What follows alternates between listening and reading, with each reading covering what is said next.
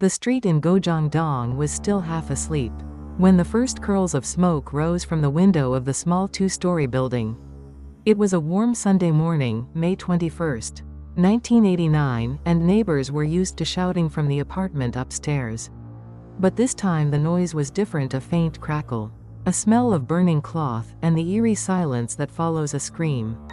No one quite hears. Inside, Yo In-jun's mind was a maze of paranoia and shimmering lights. For months he had been chasing the sharp rush of injected methamphetamine, believing it gave him clarity, power, a way to keep his family together. Instead, it frayed every nerve until the walls themselves seemed to whisper betrayal. His wife Mi Yeon had begged him to stop.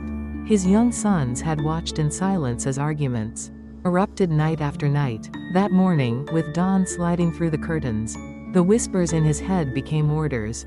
He saw shapes moving where there were none, faces twisting into masks of deception. In that feverish state, he turned on the people closest to him. By the time the sun rose fully, the apartment had become a slaughterhouse of unimaginable horror. On the rooftop stairwell, stripped of clothes and sanity, he looped a television antenna cord around his neck.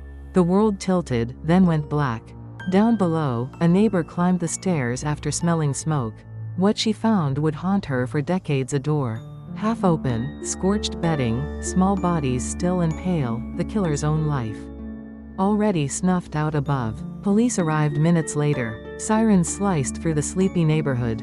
Reporters followed. The crime scene photographs, later locked away, showed the brutal price of one man's addiction and rage. In the years that followed, the building was repainted, rented to new tenants, and eventually forgotten by most of the city. But for those who lived nearby, the memory lingered. Parents used it as a warning. Stay away from drugs, beware of hidden violence. Journalists still revisit the story as one of South Korea's most shocking domestic crimes. Today, nothing marks the spot, except an unremarkable apartment block and the hum of traffic.